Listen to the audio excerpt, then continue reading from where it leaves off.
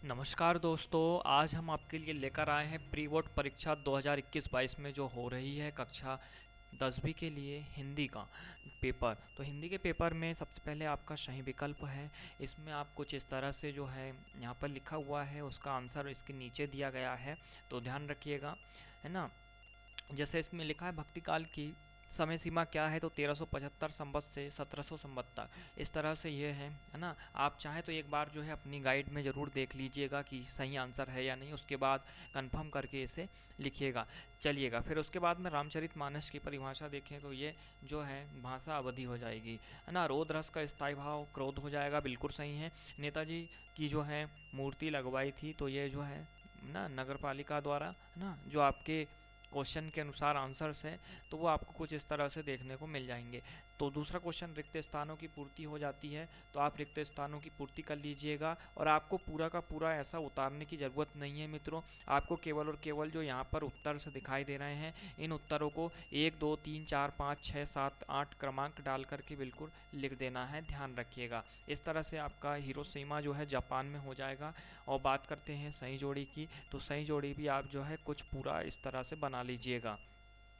उसके बाद चलते हैं प्रश्न क्रमांक 4 की ओर जो है, तो यहाँ पर जो है एक वाक्य पर आप उत्तर लिख दीजिएगा, है ना। नेताजी की मूर्ति कितनी ऊंची थी, तो 2 फुट की ऊंची थी। तो इस तरह से जो है उपासना करने वाला क्या कहलाता है, उपासक कहलाता है ना। उसके बाद में सत्य असत्य आप लगा लीजिएगा। चलिएगा, हम आगे चलते हैं।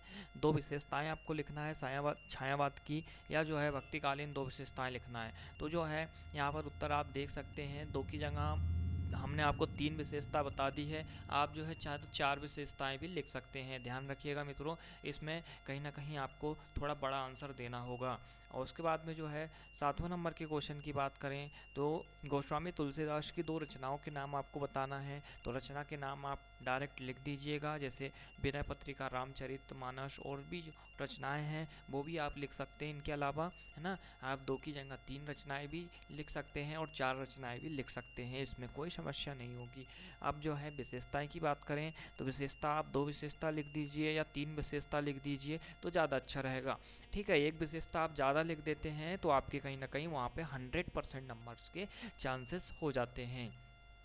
वैसे तो 2 विशेषताएं लिखना भी बहुत होता है। चलिएगा, बात करते हैं हम नेक्स्ट 8वें नंबर के क्वेश्चन की।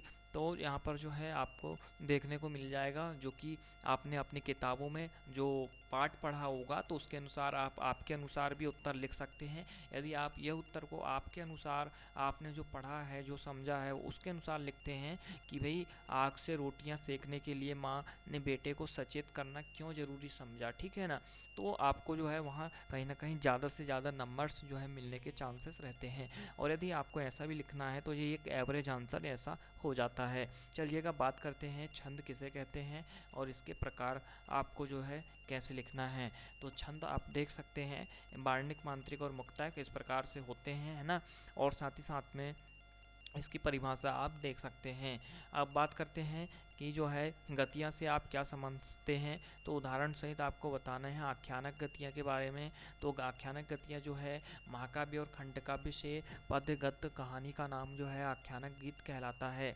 ठीक है, यहाँ पे जो है गीत आ जाएगा, गतियाँ गलती से टाइप हो गया है लगता है। तो चलिएगा, बात करते हैं उदाहरण के लिए जो रामचरित जी का जो है गंगवतरण राम का जो है धनुरिया, ये हो जाएगा ना। इसका आंसर बहुत अच्छा हो जाता है। साथ ही साथ में जो है 2 उपन्यास के नाम और उनके लेखकों के नाम लिखना है। तो उपन्यासकार और उनकी जो है लेखक रचना कुछ इस प्रकार से 2 हो जाएगी, लिख दीजिएगा। ठीक है, 2 2 3 3 रचना लिख दीजिएगा, अच्छे नंबर्स आपको मिल सकते हैं। साथ ही साथ में क्वेश्चन नंबर 12 की बात कर लेते हैं। तो यहाँ पर जो है मन्नू भंडारी के साहित्य की विशेषताएं आप देख सकते हैं। ये 3 विशेषताएं कहीं ना कहीं दी गई है, 3 नंबर के लिए पर्याप्त है। वैसे एक तो आप अपने अनुसार एक और जोड़ लीजिएगा, 4 विशेषताएं लिख दीजिएगा तो ज़्यादा अच्छा रहेगा और आपका 100% जो है चांस हो जाएगा पूरे में से पूरे मार्क्स लाने का कहीं ना कहीं। चलिएगा, बात करते हैं 13 नंबर क्वेश्चन की। तो 13वां नंबर के क्वेश्चन में बताया गया है कि भाई वास्तविक अर्थों में संस्कृत व्यक्ति किसे कहते हैं। तो इसका उत्तर भी बहुत ही अच्छा यहाँ पे 4 से 5 लाइन में आप लोग लिख सकते हैं। बात करते हैं समास की परिभाषा की, तो बहुत ही अच्छा यहाँ पे परिभाषा है और इसी तरह से आप जो है अपने आंसर्स दे सकते हैं।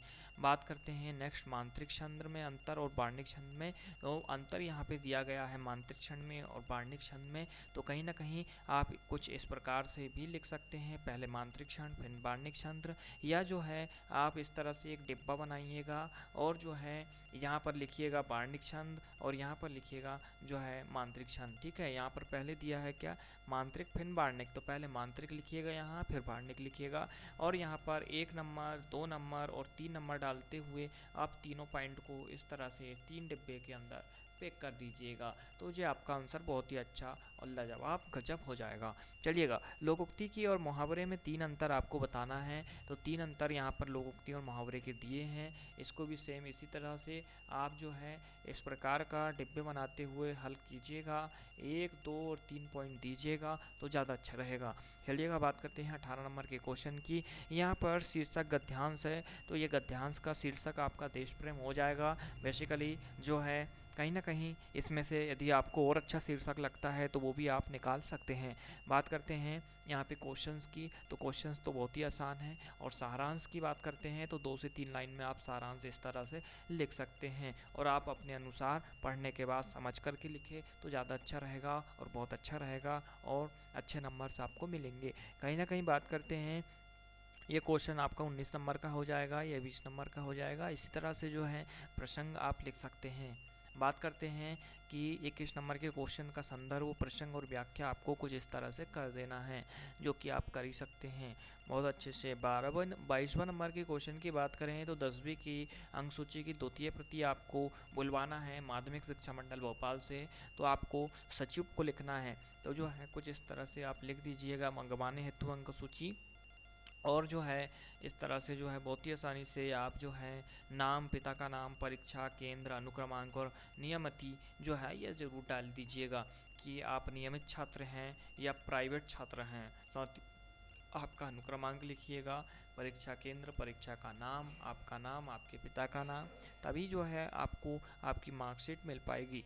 साथ ही साथ जो है बात करते हैं 23वां नंबर की, नारी शिक्षा का महत्व है।